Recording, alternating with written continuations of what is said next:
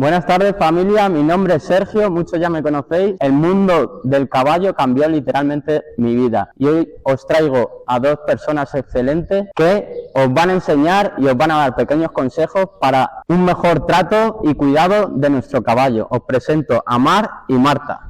Hola, pues nada, yo soy Marta, soy veterinaria, ella es Mar, fisioterapeuta, y las dos formamos Equidinamia, que es una empresa dedicada por un lado al tratamiento y prevención de lesiones por medio de técnicas de fisioterapia y por otro lado también a la formación tanto de jinetes como de profesionales. ¿Y cómo el mundo del caballo os llegó tanto al corazón como me llegó a mí?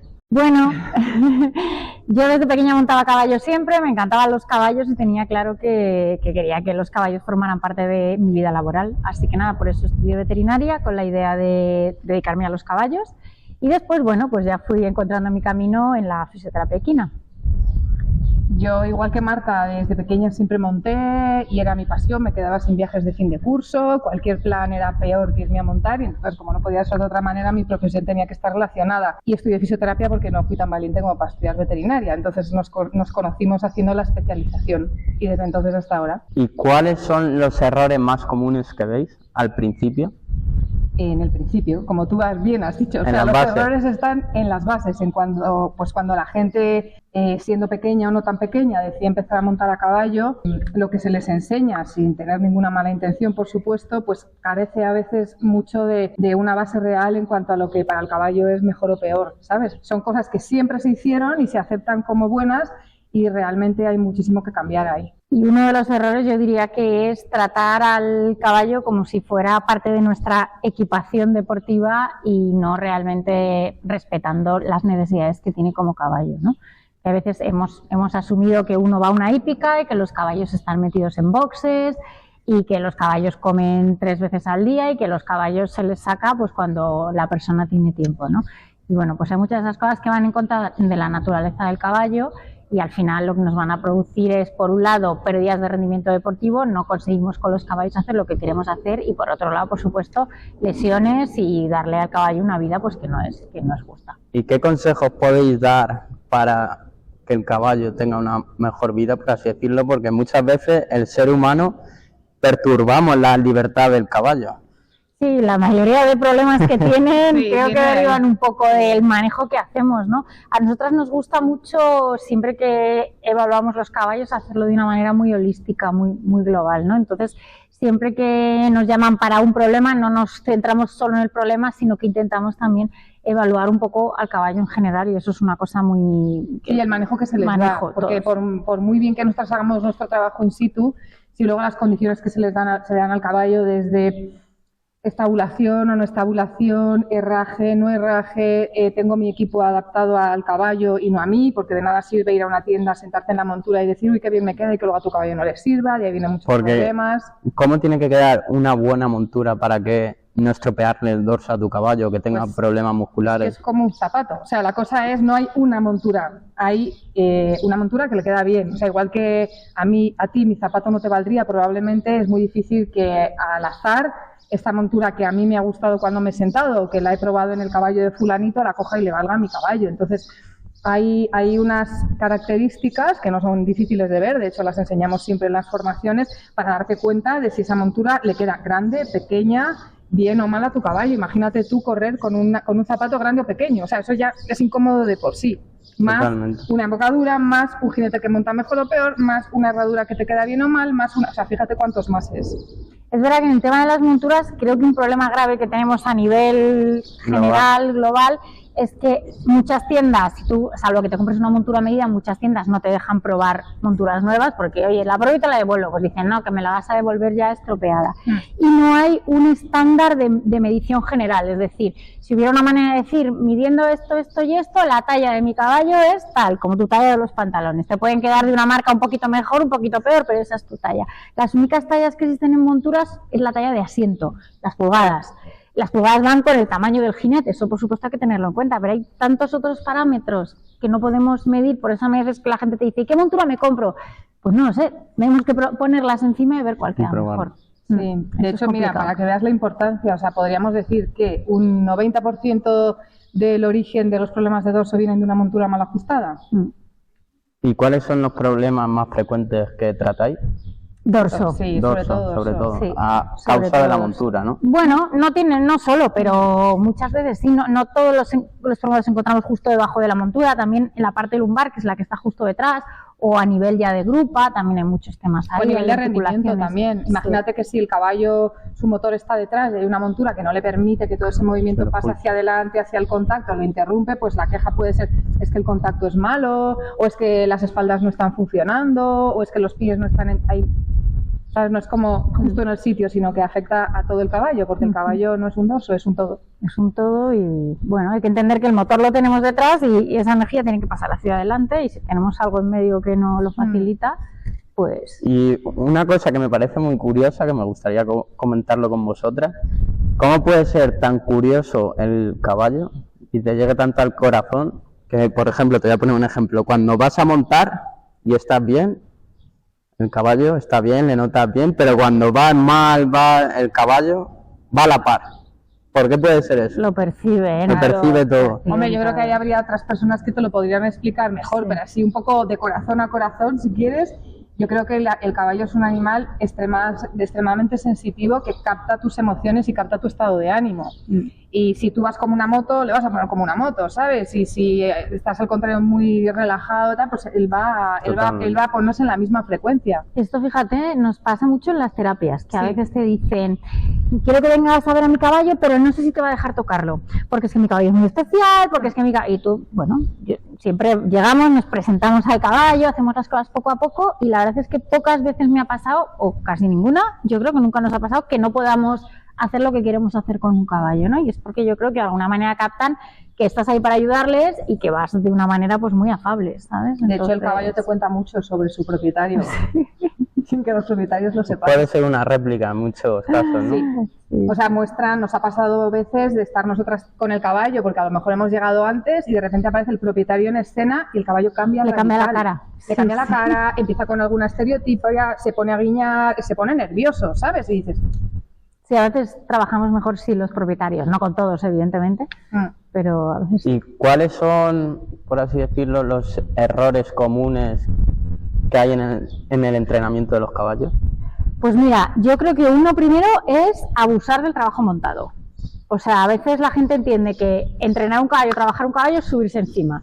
Y nada más lejos. O sea, si tú piensas que tú eres un caballo, vives en un box y te sacan 1 hora al día y esa hora te ponen montura y jinete encima, hay partes de tu cuerpo que no vas a poder mover con libertad. Es súper importante realizar trabajo pie a tierra. Trabajo a la cuerda, riendas largas, se puede hacer de muchas maneras. Y es un trabajo que bien hecho es súper beneficioso, nos permite muscular bien el caballo y nos permite prevenir muchas lesiones. Para mí esa es una de las primeras que la gente te dice, no doy cuerda porque el caballo se puede hacer daño, porque se pone muy fuerte, porque eso es que no le has enseñado a hacer las cosas. Sí, porque ¿sabes? muchas personas trabajan al caballo 6 días, pero lo trabajan 6 días montado. Sí. Cosa que creo que es erróneo. Es un Y yo error. te sumo otra. Y imagínate lo que, según te voy diciendo, imagínatelo, ¿vale? Tú tienes un caballo de competición y te lo voy a comparar con un deportista. Imagínate un triatleta que necesita competir de aquí al tiempo que sea, ¿no? Y él, bueno, pues tiene su plan de entrenamiento, tiene como todo el tema armado. Fíjate dónde erramos en el caballo desde el minuto 0, que ese triatleta que tú quieres que sea, que rinda muchísimo, lo tienes metido en un box. ¿Tú crees que tú podrías ser un triatleta si vivieras en una habitación de 4x3? No. Y te sacaran a darte un paseíto 1 hora al día. y sí, 1 hora al día y a lo Con mejor suerte. ese día te meten una paliza que te mueres y al día siguiente esperan lo mismo de ti. O sea, quiero decir, el manejo frente a la exigencia que se les da, ahí hay un desequilibrio muy grande. Y luego otra de las partes que también puede influir en posibles lesiones, la alimentación de los caballos. Es algo crucial. Sí, es fundamental. Además, muchas veces en algunas hípicas se tiende a... tienen un pienso y todos los caballos comen lo mismo, ¿no? Sí, sí. Si pensamos un poquito en las personas y en los deportistas, pues la exigencia que tiene uno y otro no es igual, ¿no? Entonces habría que intentar contar con más nutricionistas que evaluaran cada caso individual y ajustar es que la eso yo ración. pienso que, a ver, también depende de la hípica, del conocimiento y demás, pero en ciertas hípicas no se da. Yo personalmente, que he sido deportista de gimnasio, es que no tiene nada que ver cuando tú entrenas normal, con una alimentación normal, a cuando metes alimentación, aminoácidos, vitaminas, Ese es el punto. que no Además, tiene nada que ver. fíjate que la alimentación así habitual que te puedan dar en las hípicas sería como una alimentación muy básica en un humano, y tú lo has dicho, tú como deportista cuando has tenido una mayor exigencia tienes que suplementar, ¿no? Sí. Porque, y fíjate que nosotros tenemos un abanico mucho más grande dentro de lo que es el mapa nutricional, el caballo está mucho más limitado, con lo cual esperar que pueda ser un súper deportista con una nutrición muy pobre, pues es ponerlo al filo de la navaja, ¿sabes? De que algo le pueda pasar. De hecho, nos pasa algunas veces que nos han llamado que le pasa algo muscularmente, que no sé, y lo que pasa es que está fallando muchísimo a nivel nutricional. ¿Sabes? El Caballos fallo no está en el músculo. que igual dicen no muscula, tal, no sé qué, claro, es que primero hay que ver si hay un problema metabólico o si la nutrición no está siendo la adecuada. Y luego otro tema que me gustaría tocar, porque yo personalmente tengo un potro que estoy domando con todo el cariño y el amor del mundo, y sobre todo en tema potros, la alimentación es fundamental. Hombre, es que Tanto en potros como en caballos, pero en Claro. potros en su crecimiento es fundamental. muchas enfermedades que encontramos en adultos derivan de problemas que se han dado en el desarrollo por alteraciones nutricionales, sí, sí, desde luego. Pero es verdad que yo creo que todavía poca Poco a poco. Ahí- conciencia de lo importante que es una adecuada nutrición. Y mira, ahora que mencionas el tema de los potros, realmente la nutrición es súper importante, pero todo lo que hagas con el potro va a determinar el futuro de ese potro. Mira, te pongo un ejemplo. Muchas veces a lo mejor la boca no se hace porque es un potro. Se le doma con una montura de la prehistoria porque es un potro. ¿Y cómo es ese primer contacto del potro con una embocadura que le duele la boca porque no se la han hecho con una montura que tiene 300 años, con unas gomas que le ponen, con un círculo que le meten en una musculatura que no está preparada para hacer un círculo? ¿Sabes? Entonces, todo lo que se haga con el potro es muy determinante para su futuro, para esas primeras experiencias y ese músculo que va a doler o no va a doler. ¿Y algún consejo que podráis dar respecto a este tema? Pues mira, antes yo creo que lo hemos comentado ya así un poco de antemano, el trabajo pie a tierra antes que la monta. Bueno, fundamental, Eso es sí. muy importante, todo el core training que puedes hacer, intentar que no trabajen en círculo, no intentar que se doblen por Evitar los delante, todo rendajes, el tema o de sea, los un potro, rendajes. déjale ir hacia adelante. Sí. Sabes que muchas veces la gente se obsesiona con que vaya reunido, que no, bueno, déjale, pídele las cosas en el momento que se las El tienes que hacerles pedir. correr cuando se les pone a la cuerda totalmente fuera de su ritmo y de su equilibrio, que eso luego les va a dar dolor, les va a descompensar. Es el mundo al revés. Y luego, respecto al tema de competición, ¿por qué creéis que la gran mayoría de caballos están infiltrados? Bueno, a ver, la competición, cuando uno está en competición y más en alta competición, hay una exigencia que desde luego puede dar lugar a que haya lesiones que algunas de ellas requieren una infiltración, ¿no? Y eso es totalmente comprensible. El tema es que tenemos que entender para qué sirve una infiltración. Una infiltración al final estamos metiendo un fármaco, generalmente dentro de una articulación, que lo que va a hacer es controlar un proceso inflamatorio o quitarnos un dolor. Las infiltraciones de por sí no te van a curar una lesión, que a veces hay gente que dice, pues me he comprado este caballo, tiene esta lesión, pero nada, lo infiltro y ya está. La infiltración no te va a curar la lesión, ¿vale? Simplemente te va a ir como, bueno, pues tapando o haciendo que el caballo pueda ir funcionando. Y desde luego, lo que yo no estoy nada de acuerdo y se hace mucho en competición es el infiltrar antes de la competición diferentes regiones del caballo como para hacer una especie de puesta a punto, ¿no? En realidad una infiltración no debería ser nunca un tratamiento preventivo, o por lo menos no con los fármacos que se utilizan normalmente, con corticosteroides, corticoides y demás. Entonces deberíamos intentar minimizar eso y no abusar tanto. Hay maneras de prevenir lesiones con tratamiento fisioterapéutico. Hay un montón de lesiones que empiezan por dolores musculares, que no se detectan. De primeras un caballo puede tener un dolor muscular, trabajar con ese dolor y que tú no veas una cojera, ¿no? Que al final cuando uno ve una cojera es cuando dice algo pasa. Pues si estamos un poquito encima, prevenimos la aparición de estos dolores, mejoramos la movilidad articular de los caballos, pues prolongamos su vida deportiva sin tener que tirar directamente de una infiltración. Sí, sobre todo que yo creo que infiltrar para tapar un síntoma sin saber cuál es la causa solo te hace que empieces un proceso sin marcha atrás, ¿sabes? Porque no le va a doler, con lo cual va a trabajar, pero esa estructura que está doliendo por el motivo que sea, imagínate un dorso, que es un buen ejemplo, un dorso que duele, lo infiltran para que no duela, el caballo trabaje bien, pero la causa es la montura. ¿De qué te sirve infiltrar un dorso si no has cambiado el problema, que era la montura? Hay veces que no es tan fácil, ¿no?, el puzzle, pero es muy importante detectar la causa. No te digo que haya que quitar el dolor en un momento dado, pero quitemos la causa también y que se haga un trabajo como más completo, no solo apoyándonos en un fármaco. Pero es lo que dice Marta, que muchos propietarios realmente no son conscientes de los efectos también que tiene ese fármaco dentro de las estructuras y de los tejidos. Porque mucho lo hace el desconocimiento. Claro, sí, es lo que te comentamos, que para nosotras es como romper paradigmas que han estado ahí siempre. Y hay propietarios que piensan que infiltrar es por el bien de sus caballos, para que estén más cómodos.